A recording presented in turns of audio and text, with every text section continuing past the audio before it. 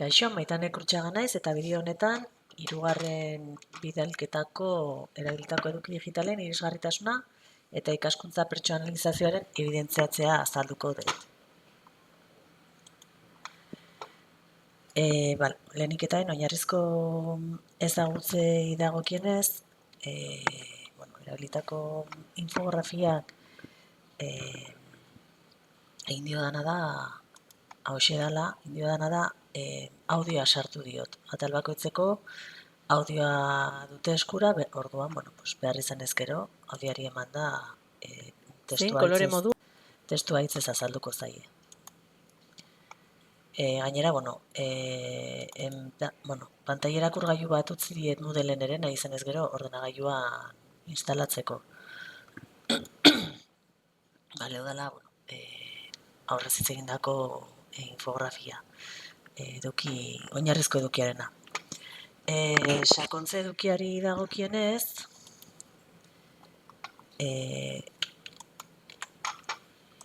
ondorengo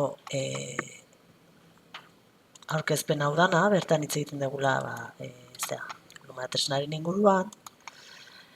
Bertan hizkuntza simplea eta zuzena erabili da, eta esaldia laburra dira, irudiak eta ikonoak baliatu ditut. Esanaiaren osagarri gisa eta estiloa zaindu da irakurgarritasuna bermatzeko. Azalpen bideo batzuk dituzte baita ere, eta pausen laburdura ikusten da bertan, izango dute bertan, eta hori, deskribapen txiki bat bezala ikusiko dute, jakiteko nun dabiltzan. Eta horrez gain ere, testua dagon ataletan audioa txertatu dut, behar izan ez gero, testu guztiak audioa darama, eta bertan testuaren audioa di hauek. Behar izan ez gero, eskura edukitzeko eta irisgarriagoa izateko edukia. Ikusi daiteke direla ikona ditugu, esaldi laburra dira, koloren erabilera irakurgarritasuna bermatzen du ere, eta oso eta hauek izango lirateke bideoak dituzte bideo batzuk txertatuta, non azaltzen zaien pausoz pauso, gehien da txiki batekin edo, zer egiten behar dira. Hau, irisgarritasunari dagokionez,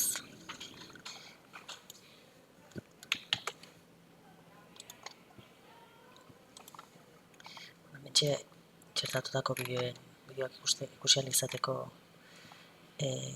estekak, hala ere aurkezpenan bertan ere ikus daitezke, eta horrez gain, pertsonalizazioari dagokionez, azterna digitala aztertuta, 3 talde banatu ditzakegu, ulermen erritmoari erreparatuta. Lehenengo taldeak, ikasle hauek 6 biztaratze baino gutxiago behar dituzte, zereginak egiteko, hauek izango lirateke erritmo onena daramatenak. Bigarren taldean, 7-5 biztaratze bitartekoak sartu ditut, eta horrek arazoak ditu zereginak ulertzeko eta egiteko talde horrek. Baina gai dira ataza egiteko.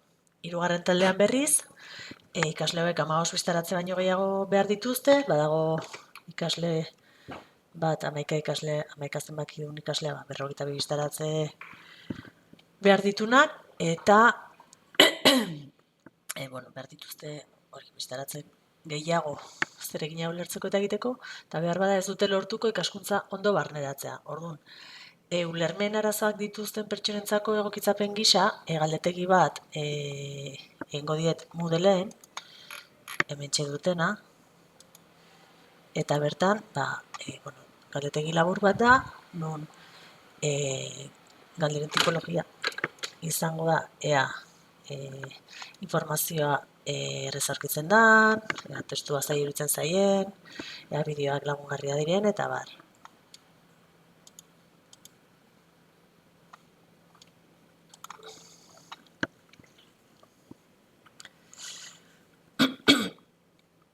Eta horrela detektatuko dugu ikasle bakoitzak arazoak zein puntutan izan dituen.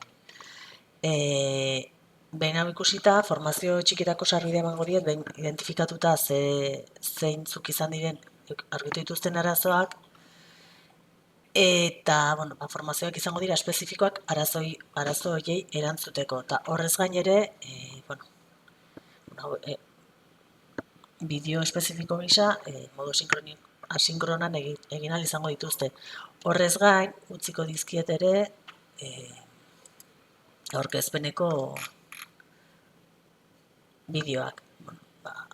Matematika gian ez ditulako ikusi aurkezpenaren irakurketa hori egitean, eta ziurtatzeko, nahi izan ez gero hor dituztela.